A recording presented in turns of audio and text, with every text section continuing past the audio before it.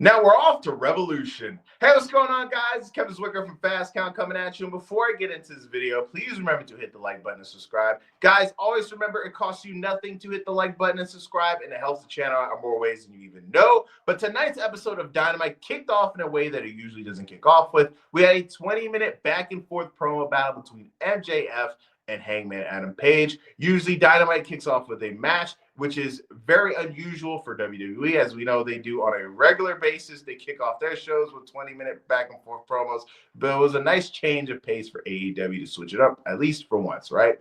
And this promo battle between these two guys felt like two people putting a mirror in front of each other and having them face the man in the mirror, R.I.P. Mike. And we start off with MJF, telling Hangman Adam Page that before AEW even got on TV for their very first event, they had a casino battle royale, and Hangman Adam Page screwed MJF out of that. And you could feel the underlying tension between these two guys. You saw later in the back and forth that MJF brings up the fact that Hangman has always been the golden boy because, as we all know, he is locked in with the elite. So even before they got on TV, Hangman was good. Right. So MJF, he starts listing off all these accomplishments that he's done in his career. And you have Hangman respond, telling him, "You act like I don't know who you are.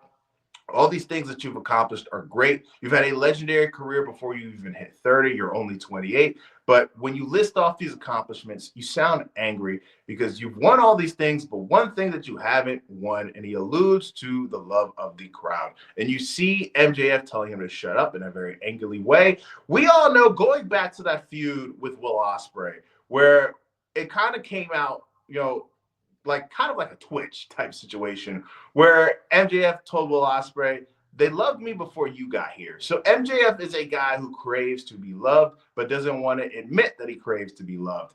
And you have MJF telling Hangman that, you've done all these terrible things, and he lists off the things that he did, with this feud with Swerve, burning his house down, putting a syringe in his mouth, almost crippling, Christopher Daniels. And he talks about how the crowd are hypocrites because we've decided that it's okay when Hangman does all these terrible things, but when MJF does something bad, it's bad, right? And you see Hangman really getting upset when MJF brings up Christopher Daniels because he starts, dog walking Christopher Daniels, talking about how he's a jobber, he's a talentless no hack.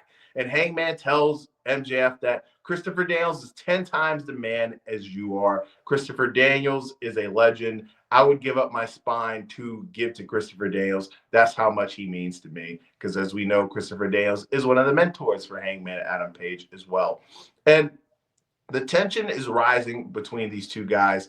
And it later gets confirmed that we're going to get them at Revolution. And MJF, to close this really out, to put a bow on it, you see MJF tell Hangman Adam Page that I'm okay with being the bad guy. Now, MJF, right, as we all know, is a very talented individual, one of the best talkers on the mic in the business, doesn't matter what company we're talking about in the landscape of professional wrestling today.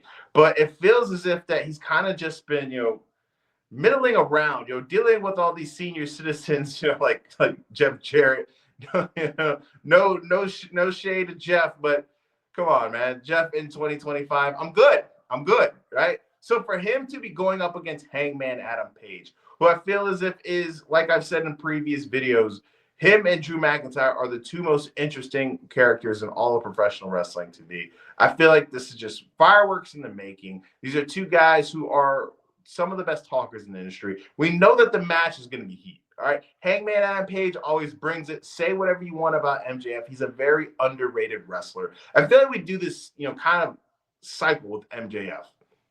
We say, oh, this guy, is just good on the mic. He can't wrestle. He goes out, has a match. It's a great match. And then people realize that, oh, this guy actually can wrestle. And then a couple of weeks later, since he doesn't wrestle on a weekly basis, it goes back to what we had it before, where this guy just talks and can't wrestle. He constantly has to remind people that how good of a wrestler he is because he doesn't wrestle on a weekly basis, right? But this is great. This is good stuff. Hangman Adam Page versus MJF at Revolution. If I had to pick a winner, I feel as if, I don't want to go the cheap way out. I think a double DQ or something like that. I don't think that's the way to go.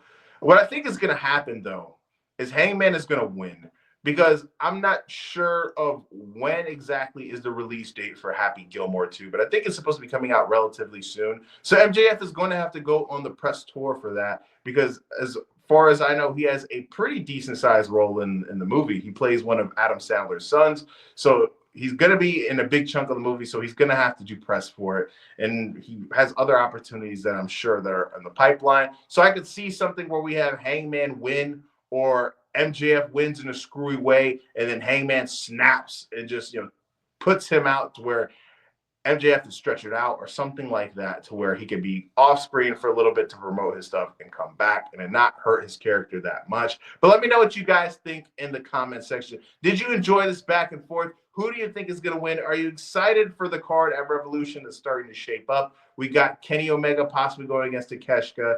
We got Momo Watanabe versus Mercedes Moné. We got the Death Riders, John Moxley versus Adam Cope. So it's starting to shape up to be a decent sized card, right? That has some pretty good matches, or potential to be some pretty good matches. So let me know in the comment section. And like I said earlier, guys, it costs you nothing to hit the like and subscribe button, and it helps the channel out in more ways than you even know. I am Kevin Zwicker. I'm out.